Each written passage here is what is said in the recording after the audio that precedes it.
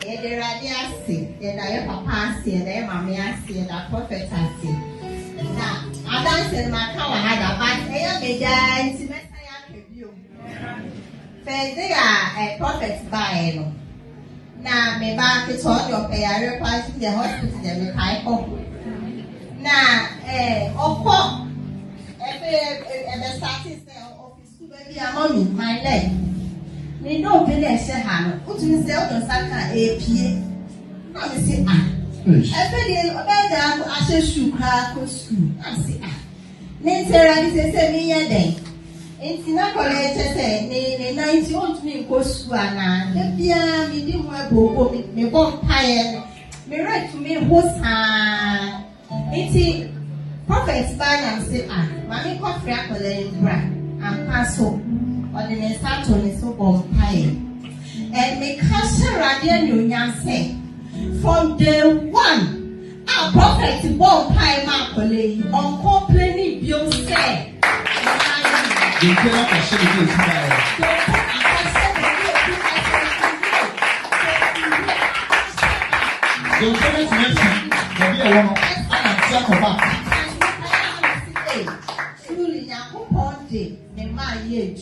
yes, we don't make how. Sometimes we sue because of our colano. But in the radiasi, and I don't see a debut because I am in the cell. Alright, welcome back. You're still watching Impact Live with me, Felix Dazi, and that was Prophet Alex Abe. The miracles that have actually transcended in his ministry, the miracles that you saw, the testimonies that you had there, and I trust that has been a blessing. Yes, sir. So we're talking about miracles and healings and all that. But let me find out. Did you know this was what you were going to do all your life? Okay, so I can't say I knew, but then my mother was a young girl who went to a church, at Holy Apostolic Reformed Church at Oyarifa, around 1985. Okay. Oh, Oyarifa used to be there in 1985. Oyarifa is an old village. Wow. My great grandmother was there, Auntie Anobia. She was I can for him at Oyarifa then. Okay. So then we had a family church called Apostolic Reformed Church, Holy Apostolic Reformed Church. And then there was a blind man who came to preach in that church. He was preaching about first fruits. Okay. And so the man spoke about giving your first fruit, especially sons, to God. Okay. And the man was a blind man. So according to my mother, while the old man was preaching, he made an altar call for those who would give their first fruit. And the young girl, around 16 years, went to stand in front, not having anything in her hand. But then she said she's coming to give when she gives birth to a son, she will give the son to God. And lo and behold, my great-grandmother had a chop bar. So some man comes to buy food from her. They are big people, Aleno Plumbing Works. So then one of them, who became my father, then the young girl around 16, 17 years became pregnant. Okay. And then she had to give birth to me. Okay. I was a sickler all my Nkwalabrim, you know. So gradually, growing up, I didn't know anything about this. But my mother's mother is a prophetess. And my mother also became a pastor. Now, my mother's mother preached. She died in 2004. At the point she had stroke. So she preached till she died with the stroke for 16 years with stroke. So it's a family transgenerational thing, this priesthood. But then, so they said, according to my mother, they said I'll become a pastor. I don't know about it. So growing up, I also had my plans. But in 2009, I left Bishop Vaglaskanko's place as a musician, went other places. But in 2010, I went to stay at Jankama. That's Ebri Jankama. One day, I woke up from bed and I was blind. I couldn't see again. I virtually couldn't see anything. When I opened my eyes, it looks like somebody was piercing my eyes with something, and the whole world was black. Prior to that, pastors who, say, I mean, I remember one time a woman, Bushfire Revival Ministries at La. About the woman told me I'll become a man of God, very great in the whole world. And I began to laugh at the woman. We made a lot of mockery. When we see her, we do shabalabalabala, then we laugh at the woman. I mean, it's just, how can I become a pastor when I want to become a star? You wanted to become a star? A music star. Okay, you are a big time musician. I mean, my bad don't dimachi. I love that aura. Yeah. Then in 2010, I got blind. And I began to cry. I said, because people have been telling me I'll become a pastor, and I don't want it. So when I got blind, I was like, if... In the house? Yeah, alone. In my rental apartment. Whether it was money or done, I can't tell. Because I was blind. And you were blind. I fought to wee-wee. So I got up to go and wee-wee, and I couldn't see again. Wow. Because that blind man told my mother that I'll become a pastor. Oh, okay. So I think when my time was up, God wanted to prompt me. I was blind. So I began to cry that if you are the one my mother and all those people are telling me I'll become a pastor, then open my eyes. If you open my eyes, I'll give all the rest of my life to you. Brother, I cry. Where I slept, I can't tell. I woke up in the morning, my eyes was opened. No. Yes. And from that day, the power to work miracles and to heal the sick was given to me. How was it given to you? I have a certain compassion when I see people sick. When I see people not only sick, but when I see people have problem. Something moves me, you can do it. Even on the plane sometimes. When on the plane they can announce, I want to move. The thing will move me. I tell you, it has a way it moves me. You understand? And then 2011, I was working with Prophet Francis Kwati Kumasi. I had few encounters. I saw that I can't stay there, so I left. Okay. Then when I came to Accra, 2012, I was at a funeral, and then suddenly I have left one. One day I slept at Jankama. I was at Jankama, and I had a vision that an angel came to pick me. He was flying with me. He will show me here. He will show me here. Then we went to a place, very big river, which has no end. It's like the sea. And everybody has taken off their top, including me. The angel took me to a mountain area where there was an earthquake. Then the angel asked me, what can I do about it? Then I began to preach to the people. As many as listened to me would stop. Then I'll tell them what was happening. Then they are safe. But some who didn't listen to me, they fell into the ditch. Then he took me again. We flew to that river's area. In that river area where we went to, a very big river, and all types of human beings, big man, small man, children, everybody was bathing in it. And in that big river, there was polythene, feces, everything you can name was in there. Very big water with that. Big, I've never seen some before still.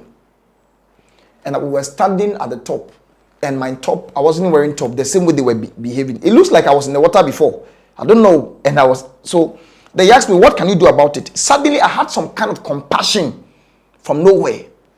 And I began to preach to them. Don't you know maybe I want a fee. You leave, come. When the person listens to me and moves, suddenly the person will stand with me at the top. Then they are like, so was I bathing this? Oh, I never knew. They never know they are bathing that water. In the vision? Yes. Then the angel lifted me again to a certain room. And when I went, I saw a man, very tall, white from head to toe. Why you can't see here because the place is shining. And he speaks in a language that is not here. You only hear it from.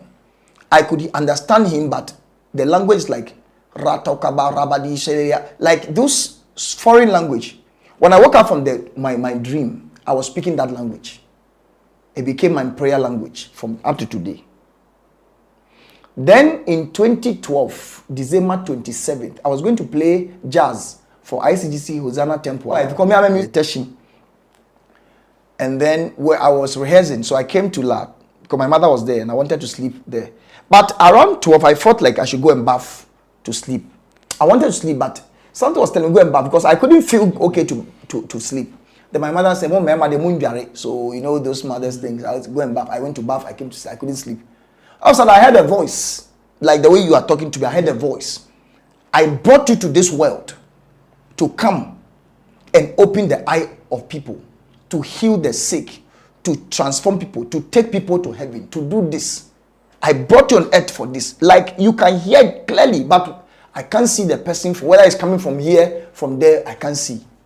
So then I also said to the voice, if it is you, God, who is talking to me, because I told my mother said I should pay attention to the voice. On 31st December, I went to ICC Hosanna Temple to play the jazz. And then they have a small anointing oil that you anoint yourself with at ICC. At the 31st, I took the oil. I said, God, if the voice I heard is you, no problem. Give me a gift that will help me do what you said I should do. I want to be peculiar from people. Number 2, give me my own wife. Thirdly, give me a house, a place I'll lay my head so that I will not many near them. Because one of the reasons I don't want to do ministry is that what you say. So if you say I should leave everything, give me. Master, January 1st week, 2nd week, 3rd week, I met my wife. When I met my wife, everything I asked for, I have it. Wow. I had land with footing on it. I had a girl to marry. And I had gift. When I say this gift, see, I just look at you. Oh, what is this one? Nipano, sometimes will be one and I say. Yeah, will be those giving birth to you and they walk away. Okay. I'll be talking to them about light. Jesus is light. Also, because see their legs straightening. That was then, 2013. Some people, I'll just clap my hand. These are medical, not somebody random. They are medical conditions which could not be solved. From mad people to. So this is how it started. So people started calling me prophet. So I didn't call myself a pastor. People started calling me prophet, pastor. Sometimes I'll meet somebody. When I talk to them, they are like, I said, when I can't feel. Then suddenly they are like, how do you know all these things? Prophet, prophet, prophet. Then there's this woman called Reverend Mrs. Amate. There's a church at Oyarifa called Rock Alive Church. So when I left Kumasi, I was with them for some time. Then when I married, I had to leave. And then one day, the woman told me, Alex, my mother is sick. We have done everything. Taking her to prayer camps. She can't breathe well. And then she couldn't eat. So she called me, I went to their house. Because their mother had come to their house. So he said, I should come and see what God can use me to do. Because I was under his husband as a church worker. Okay. You know, the husband was not giving us access to, you know. So then I went. When I went, I looked at the mother and I said, no, no problem. So I put my hand there for about 2 minutes. I took I said, intino, my give her food. This one started eating. Say eating. Brother. The one ate like bibi nyaneda. Then the woman told me, Alex, said you would tea out there share me. Nipa be wo, please. Let people have access to you. Because I didn't want to go out with a gift. Then all of a sudden, she started bringing people to how people began to hear about me. Then she started bringing people to me. Wow. And it has continued. Traveled here, go here, East Africa, South Africa, Togo, whatever. Then the Lord started using. And then you started the True Light. True Light. Okay. Now, I was in my father's house before I married at Medina, Zungo Junction. And one day I was studying. I used to study with my brother, Prince Osa, who is now Reverend Prince Osa. We all follow different men of God. But at dawn, in the house, at dawn 4, we wake up, everybody is praying. So one day I was studying, then I heard the word True Light. Because what made me read the book of John is that one day I was praying in my former church. Because I go to church first. It's my policy even up to now. So I was kneeling down praying. Those that we used to pray, oh God, oh God, oh God. But then I heard a voice again telling me, call me Father. A voice, like literally the way I'm talking to you. I heard the voice say, call me Father. I was like, hey, what voice is talking to me like this? Call me Father. He said, call me Father. Then an impression came to me, Book of John. That one I didn't hear. An impression came, Book of John. Then I started reading the Book of John. So if you in this Bible, what I know is the Book of John. I started reading Book of John, Book of John. Then I began to understand Jesus, the ministry of the Spirit. This. And you had that understanding from the Book of John. I tell you, it's like everything I know, it started from the Book of John. So how many years would you say you've done ministry? I've done ministry. Last year I celebrated 10 years full-time ministry. 10 years full-time ministry. Okay. So I've been doing ministry for a long time. If you were supposed to be asked what ministry is all about, how would you describe ministry? Service. Okay. Service to God, which is work. We have civil servants. This is kingdom service. Ministry is all about doing what the man who created the ministry called you into to do. And in my case, to save people. I'm a crusader. All the monies I've been gathering all these years, I'm buying equipment. That's all I use my money for. Crusades. And you have a special crusades coming up? Yes. Okay. Called Ayaresamre. This is a healing campaign. Okay. Which I do yearly. That's the flyer on your screen. Yes. All right. We have the flyer on our screen. Ayaresamre. Okay. I want it to resonate with our people. I realize that most of our men of God are more English oriented. Okay. So I want to bring our people who cannot access the English oriented people.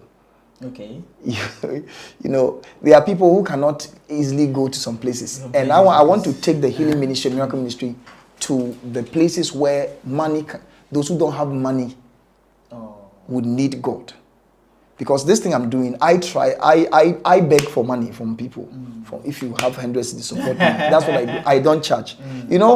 I went to South Africa to preach, and a certain prophetess said, she told me about somebody, said, charge the person, man of God. I would tell the Tina, then she's like, man of God. She got angry at me because, you see, my instruction is different from her instruction. Sometimes people don't understand instructions. The one who spoke to me told me what I should do. I cannot be money conscious. But you see, there's a way he provides for what I'm doing. For me, people give me things and God brings them things. So me, I'm like Abe, the palm tree. People just invest in me and they reap. This ministry I'm doing, people come to my place without womb. And I said, I said, go and check. They will go and say, womb, for you shock. You know what I want? Yeah. 6 packs.